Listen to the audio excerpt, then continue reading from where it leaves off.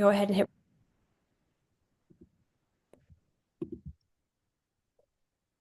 And we will get started. So my name is Michaela Baruch, and I am the head of education here at Ozobot.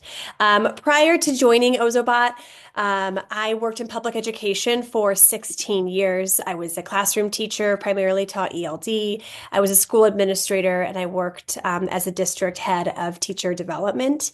I love working at Ozobot because I love what students can do and create and learn with our tools. Hey everyone, my name is Ryan Smith. I am an industrial designer here at Ozobot. So I work on the product team designing our products, everything from our STEAM kits and our challenge mats to, Evo accessories, and then now most notably ORA. I've been working with our team to develop.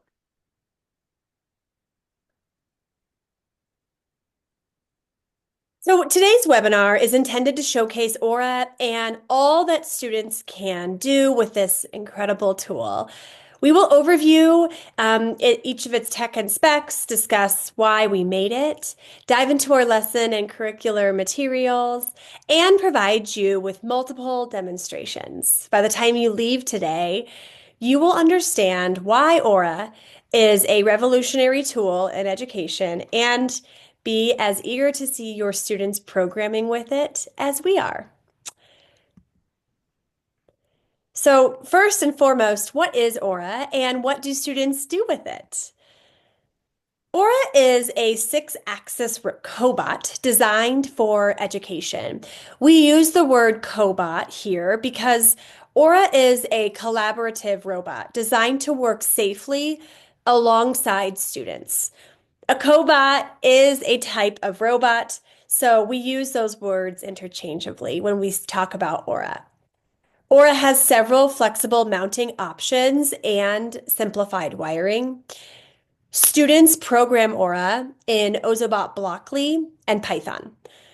ORA leverages structured concurrency for flexible parallel programming management, meaning it handles multiple tasks simultaneously in an organized and efficient way. We made ORA because we know there is a giant gap in tools for education settings that are effective for preparing students for the workforce that awaits them.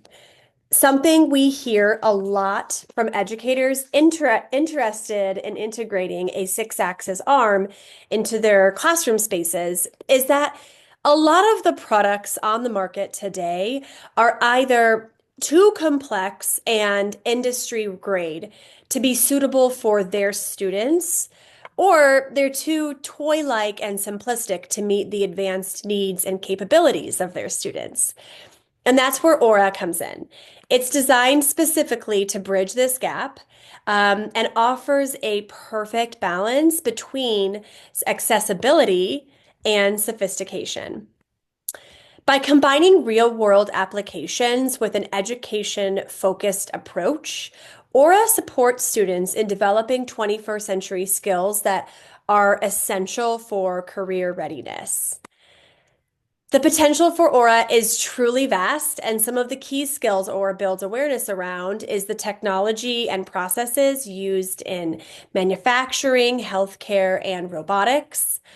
ORA supports students in understanding project management by breaking down complex tasks into manageable steps and ensuring their completion.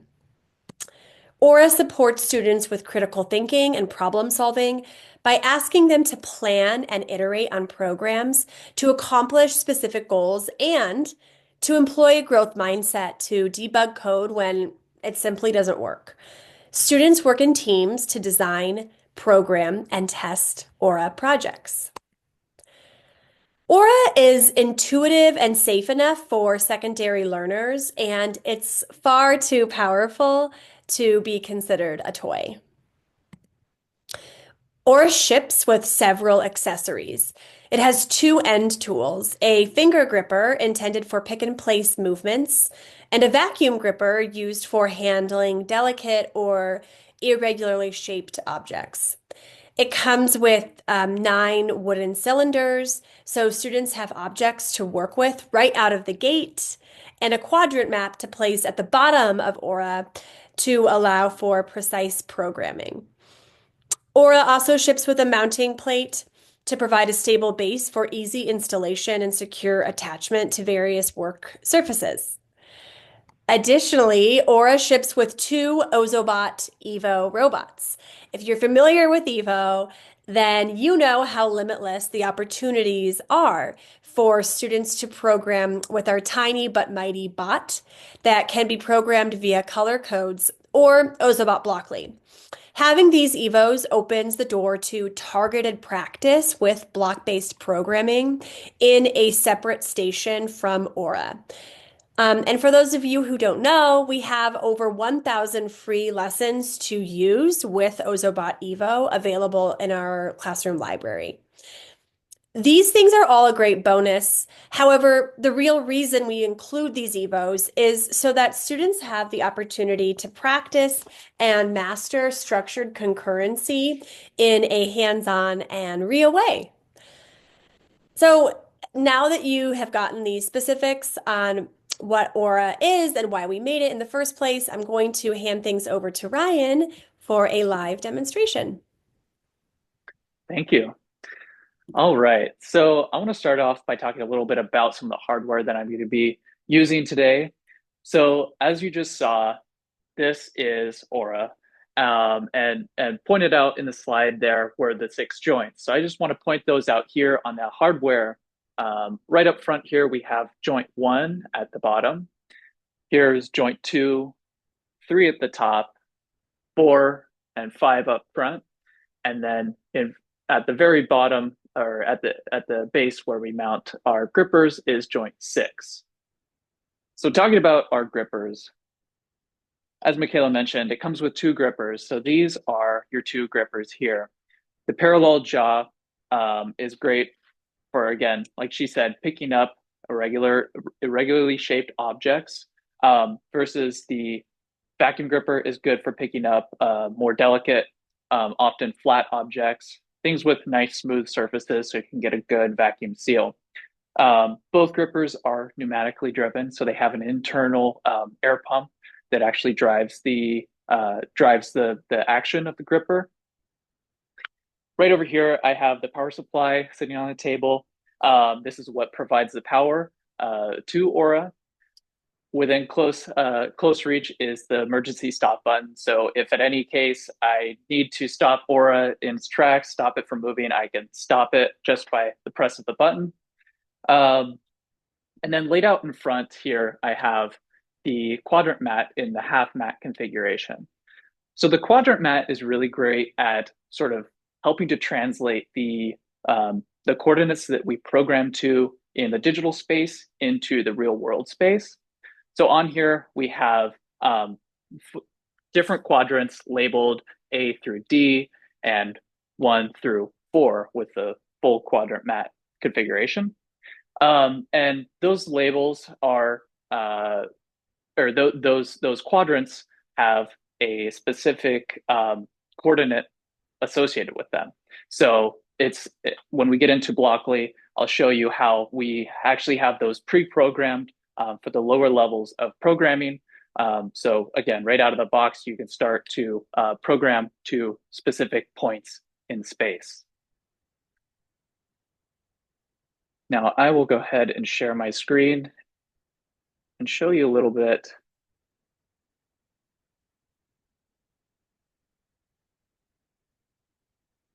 We will jump into Blockly.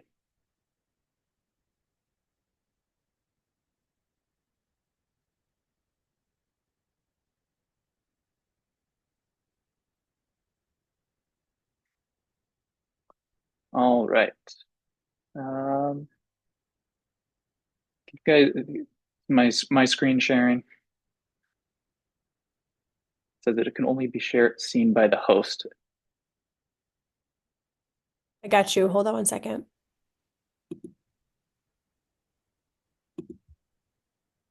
There we go. You guys should be able to see my screen and me. hopefully now. Yep. Okay, so this is the Ozobot editor. If you're familiar with Ozoblockly, this should look very similar with just a couple differences. And I'll talk a little bit about those differences, but and some of the features that we're going to be using here.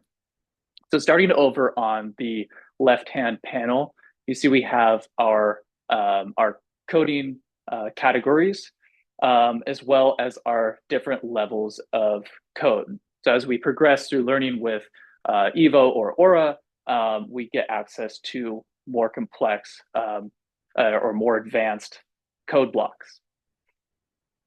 In the center here, we have our workspace. You can see that we have a program start block. Now, this is where our main program always starts from. So when we begin to program, they'll all connect to that block there. Over on the right-hand side, we've got a couple of different tabs. And in this first tab, Run, this is where we currently connect to our bots, either Aura and Evo. And along with your Aura, you'll get a unique name and password, and that allows you to take control of the hardware. So I'm going to jump into the Aura tab here and talk a little bit about a couple ways that we can move Aura.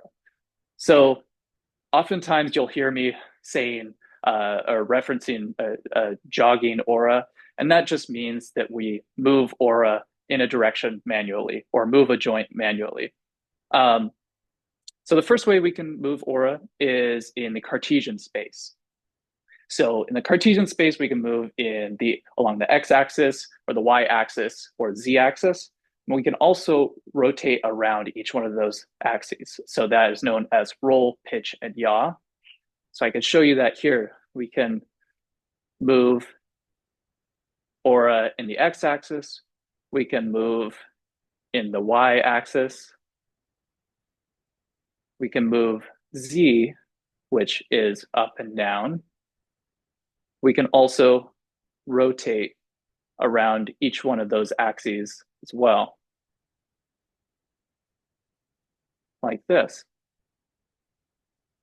The final way that we can, or the next way that we can move Aura is by individually moving each one of its joints. So below those controls, we've got joints 1 through 6. So say you want to maneuver around a certain object, we can actually take control of just that one joint, whichever joint that might be. If it's joint 3 or joint 5 or 1, we can do that. The final way that we can move Aura is with hand guiding. So this button at the very bottom here is, when I press that, it allows me to press the button on joint 6. And when I hold it down, it unlocks all of the joints, and I can move the arm, reposition it, and when I release, it holds its position. So let's go ahead and mount our vacuum gripper. So both grippers are attached just by two screws that screw into the end joint like this.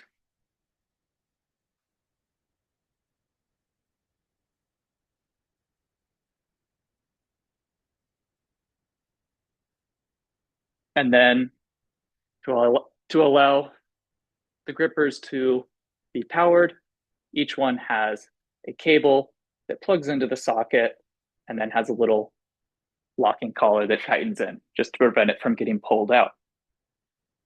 So I can go ahead and turn off hand guiding mode there, and we can jump into programming.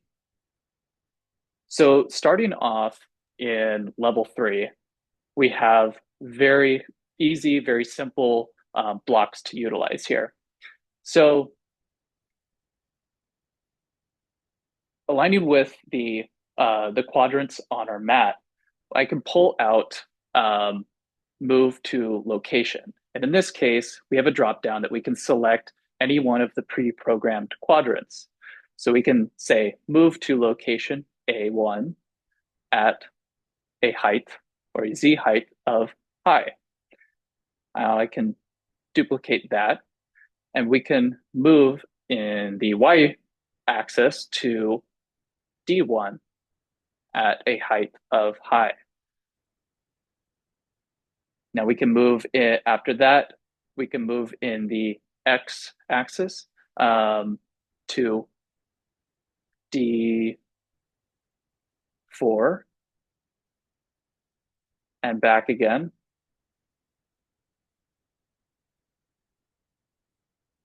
And then finally, we can move in the Z axis of up and down.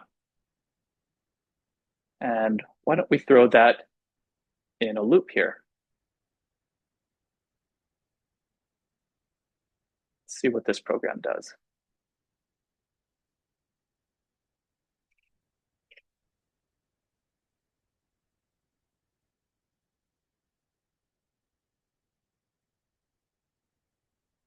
And there we go. We're moving ORA.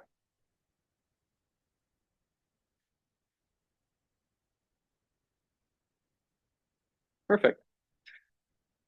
Now, one thing that I like to do, because we have a gripper attached, both grippers are a different height.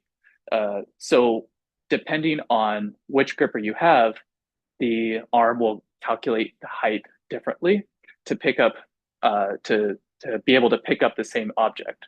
So what we'll do is we'll tell the arm that we in fact have the vacuum gripper attached.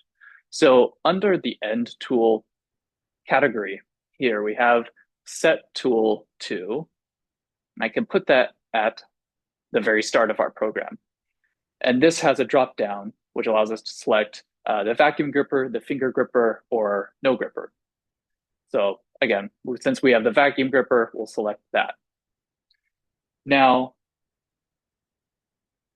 as I mentioned, we'll jump up here into level 4. As I mentioned, between joint movement and the Cartesian movement or linear movement, in level 4, we're now able to make use of both of those types of movements. So Cartesian movement, or known as linear movement, will essentially take one point and another point and draw a straight line between the two. And often it's the quickest way to get between 2 points, but depending on what what's surrounding the arm, it could run into objects. So if you're trying to move from one side to the complete other side, it will try to move through itself. So the way we can avoid that is either by using linear movement to move out of its way and then to the second, or in this case, the third point, or we can use joint movement. Essentially what joint movement does is it takes your 2 points and it calculates the joint degrees that it needs to move to rotate around itself.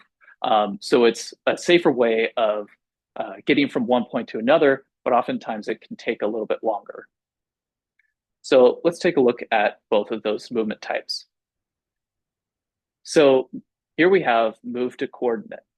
And now we have the ability to actually input variables, a variable coordinate. So I can manually input whatever coordinate I want. So in this case, our X and our Y are blank.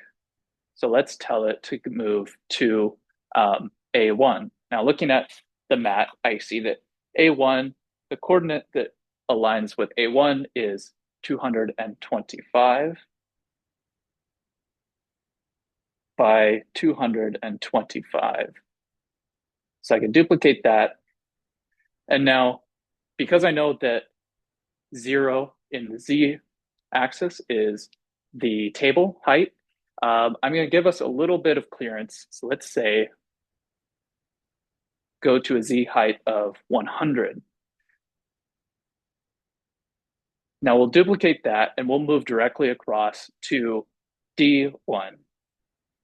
So in D1, our coordinates are 225 and negative 225.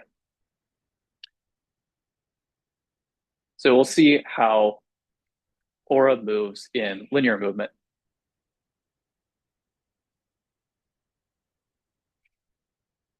Pretty simple, straight across. Now, if we take those same coordinates and we use our safely move to, or our joint movement, and we take those same coordinates here, we can compare the two types of movement. And what I'll do is, again, I'll throw this in a loop here so we can see it move back and forth.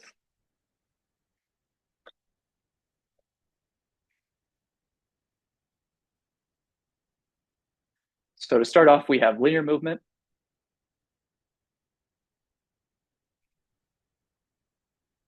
And secondly, we have joint movement. If you notice, joint movement swings out in front of the arm in a curve rather than connecting the points straight across.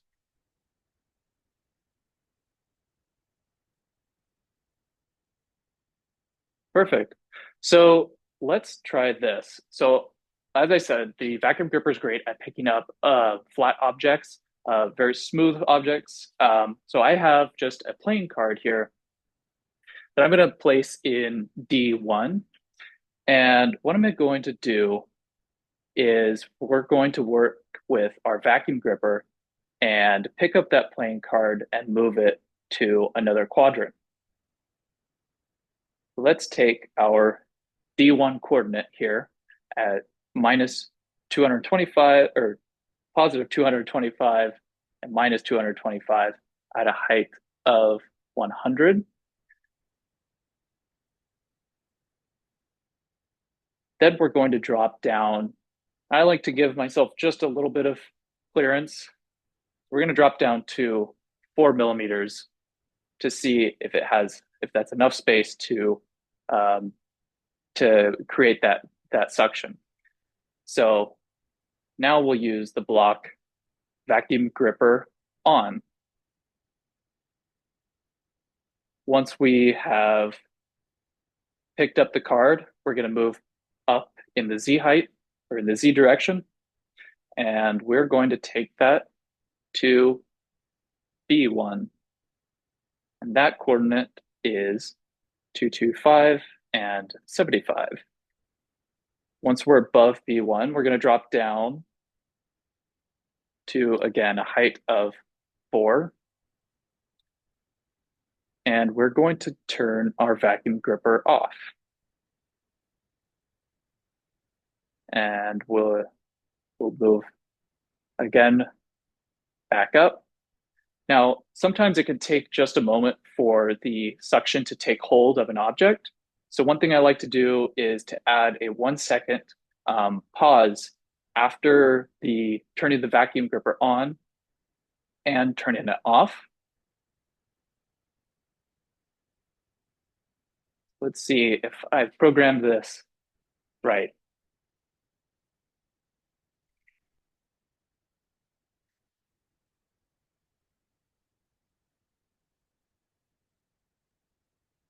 Perfect. All right, so that's a very brief example of a couple ways that we work with Blockly. I will hand it back off to Michaela, and she can talk a little bit more about our curriculum.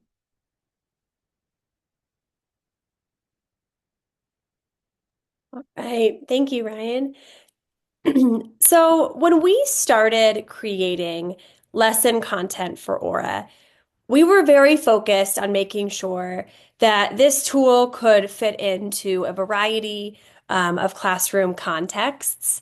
And we were also very focused on making sure that we were creating a lot of really meaningful learning experiences for students. So we took an approach of creating several different modules or units of study. Each unit follows the same general instructional design principles. First and foremost, we were very focused on inquiry-based learning, meaning we wanted students to explore real-world problems and questions and in the form of challenges And we wanted them to have a hands-on application to finding solutions for these problems and challenges. Furthermore, each of our lessons utilize the 5E instructional framework of engage, explore, explain, elaborate, and evaluate. We also deeply emphasize 21st century skills that prepare students for the future careers that await them. Specifically, we focused on critical thinking, creativity, collaboration, and technology literacy.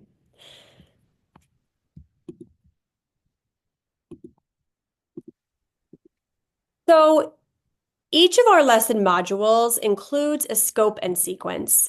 This scope and sequence, as you probably are familiar with tools like these, are intended for unit internalization purposes and also for lesson selection purposes. Um, Additionally, um, our individual lessons contain everything that a teacher would need in order to both internalize the content for themselves and then execute lessons in a variety of different lesson settings and contexts, whether you work in stations or prefer a whole group instruction scenario. So each of our lessons includes things such as teacher tips, sample suggested scripts for direct instruction, vocabulary, student activity sheets accompanied by teacher answer keys, sample share codes of programs that could be a solution for the challenges that students are working on. These share codes are less intended for students and more intended for teachers. And all of our lessons include optional lesson extensions. Additionally, each of our lessons includes a student-facing video. The intention of these videos is to provide key visuals for the day's learning, to reinforce career connections, and offer students with tips for success without giving away any of the solutions. These videos can be used again for direct instruction, or they can be used in a workstation-based classroom, making sure that, again, there's maximum flexibility for all of our lesson content. Many teachers have also shared with us that they tend to view the lesson videos beforehand as a way of just refreshing on the day's content and reminding themselves of what it is that students will be focusing on in the day's learning.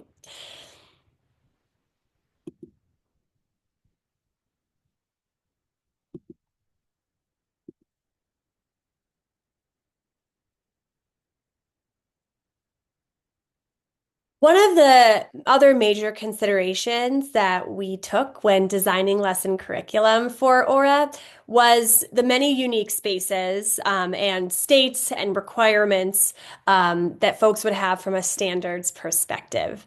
So that said, we have aligned all of our curriculum with an array of standards to both reflect its versatility, but also just make it work for various requirements that folks have.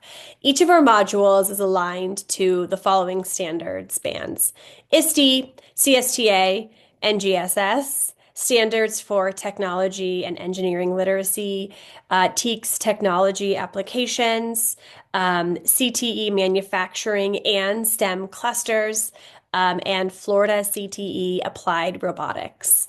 If your coursework follows standards that are not listed here, please do reach out to us at support@ozobot.com. We would be happy to create a standards crosswalk for you.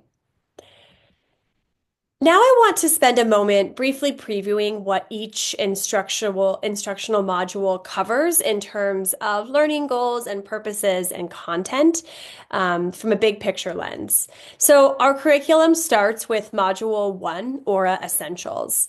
ORA Essentials is an accessible, hands-on introduction to ORA designed for middle and high school students. I want to emphasize with ORA Essentials, especially, there is no previous coding experience required.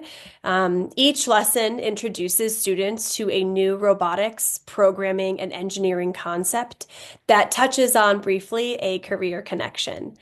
Blockly is introduced at level 3 and progressively increases in complexity as students advance through the module. So again, part of the intention with Essentials is to support students who are learning Ozobot Blockly or block-based programming for the first time, increase in their skills in a really intentionally scaffolded way. There are 12 lessons in ORA Essentials in total, which is roughly 750 minutes of instruction and application. Our second module is called Industry Applications.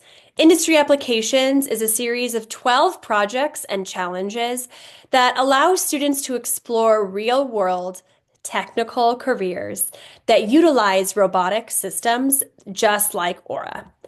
It's intended as a follow-up application of skills from Module 1. Industry Applications was truly designed as a way for students to practice and reinforce all of the skills that they build in that first module or unit. Students go very deep into problem-based learning by applying their skills into specific career challenges. So these are not one-off challenges that are given to students at random. They are really in alignment with a lot of the career challenges that they could face. Some examples are to design a process to separate the different materials in a recyclables bag, to program ORA to act as a robot barista and simulate making a pour-over style cup of coffee, and to create 2 car assemblies in collaboration with a human coworker.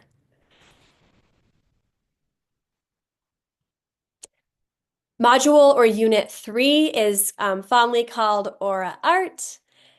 This module consists of 6 advanced art-themed challenges and projects designed to stand alone or implement within a series of weeks. The inspiration for this module, in addition to integrating art, of course, was to have ways for ORA to live and breathe in a classroom setting beyond the typical applications. We were thinking about teachers who are looking for a fun Friday challenge for their students, or just ways to have this tool really be applied in various settings. This is a true cross-curricular opportunity for students to apply what they know and really push their understanding of robotic arms. It is an application of some of the most sophisticated programming in Ozobot Blockly. Students are programming using arguments, functions with parameters, lists, using variables to control timing, nested loops, and some concurrency and advanced concurrency. So ORA Art really is for students who have completed the previous 2 modules or who have a really solid understanding of block-based programming. They program ORA to create art, music, a storyboard, dance choreography, and more. So now that we have shown you what the overview of the curriculum is, and we've shown you all of the material that teachers are provided with in order to prepare to execute and teach a lesson, we want to show you what the programming in a lesson would look like in action, what you can expect to see from your students using our curriculum. So Ryan's going to preview that for you with a lesson from ORA Essentials. That's our first module, and that is lesson 6. Lesson 6 focuses on concurrency with the vacuum gripper. So the objectives, I should say, in this lesson, students will identify concurrency in a program. They will create programs that will optimize concurrent code, and they will identify the properties of vacuum compatible objects. So prior to this lesson, in lessons 1 through 5, students have learned block programming basics in the Ozobot editor, similar to what Ryan showed you a moment ago. They have practiced identifying, assembling, and running multi-block programs while optimizing movements for efficiency and for accuracy. And students have completed an entire lesson where they have been introduced to the vacuum gripper. So without further ado, I will hand things over to Ryan to show you what the programming would look like. Thank you, Michaela. I will jump back in here and share with you guys Blockly again. Um, Ryan, are you able to move your Blockly screen over a little bit? We just can't see the like the titles. There we go. Yeah, yeah. Perfect. Yep, that's fine. good. Yeah. Okay. Um, so with Blockly, one of the cool features, or with this version of Blockly, one of the cool features is this concurrency. So concurrency is being able to execute parallel code simultaneously. So I can execute code on Evo as well as Aura and get to give them their own tasks at the same time within the same program. So I'm going to go ahead and connect my Evo here. Now, Evo connects similarly just by Bluetooth here.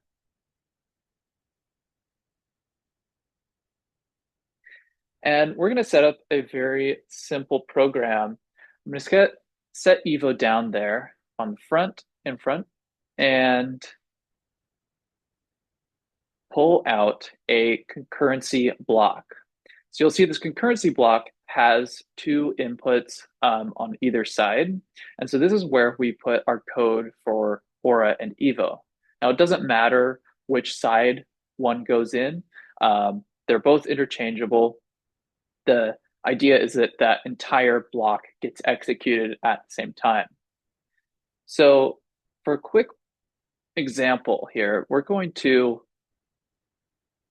turn the top light of Evo green when Aura is at a height of 200.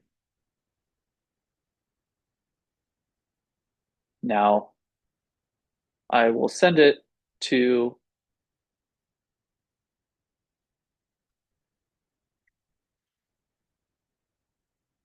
C1 here,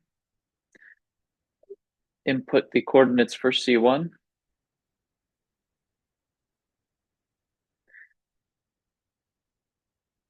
and then we'll drop down Aura to a height of 100, and we'll turn the top light red.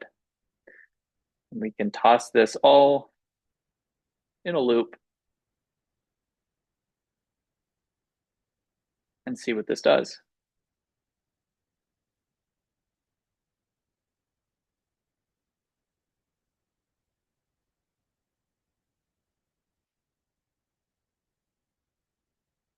Pretty simple.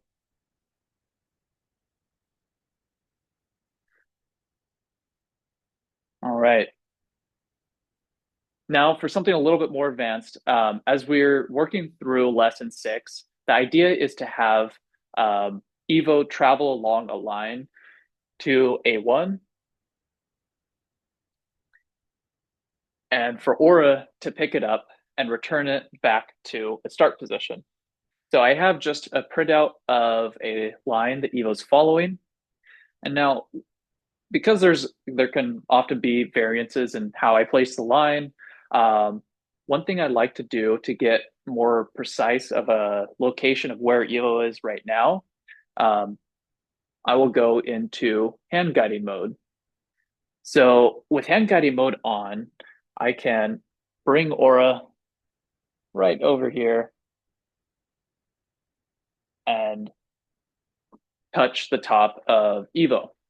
And so you'll notice that my coordinates here listed in X, Y, and Z have changed and are now reflecting where the tooltip of ORA is. So I can take, let's see, we'll start our program over here. So on the ORA side, I could take those coordinates here and I can input them into where I want ORA to go.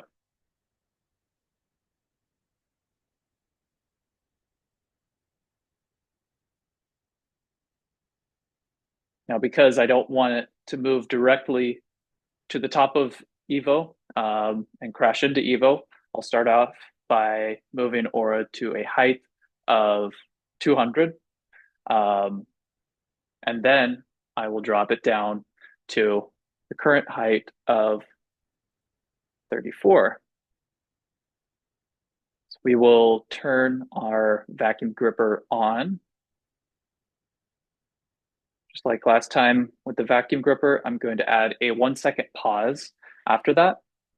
And then we'll move back up to our height of 200. And actually, I'm going to put this in another concurrency block so we can do a little bit more with Evo there. So I'll move up to a height of 200 in the Z direction, and then we'll take it back to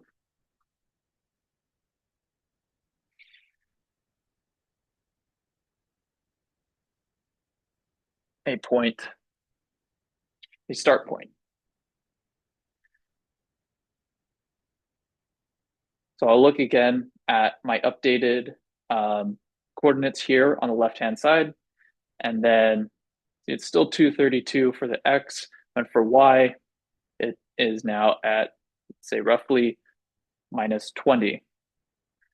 Then we'll drop down to our drop-off height of 34.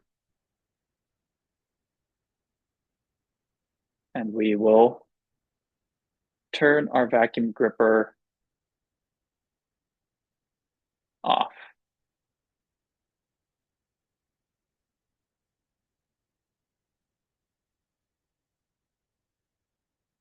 And move back up to make room for Evo to travel along the line again. So that should cover ORA for now. Now for Evo, what we're going to do is go over here to line navigation and take our follow line segment. In our first block of concurrency, we're going, because Evo is starting out at the beginning, we're going to need it to follow the line to the pickup location. And while it's driving, we'll set the top light to green. Now, while Evo is up in the air, moving back to its start location, we'll set that color to red. All right. Now, we'll reset here, turn my hand guiding off, and we'll test our program.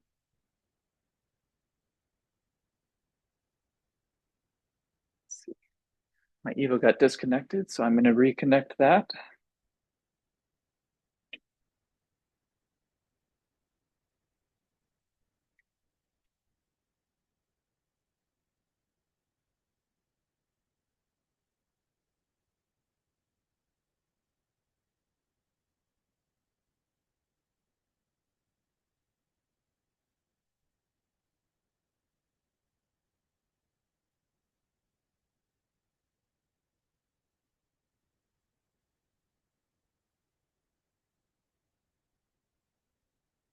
It looks like our code works.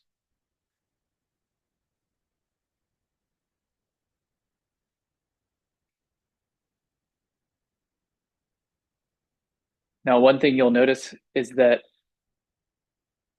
before ORA moves on, right now it's completing this block of concurrency. Before ORA moves on, it waits for Evo to finish its code before continuing or progressing down the line of code there.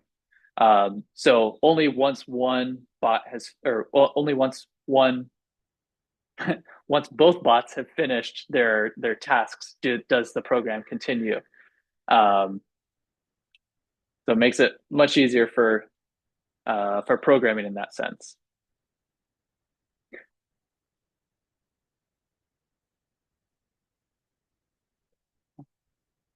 There we go. I will pause it there and hand things back over to Michaela to wrap up. We'll take some questions. Thanks so much, Ryan. All right, everyone. We really appreciate you taking the time to join us today and take this preview of what your students can do with ORA. I'm going to stop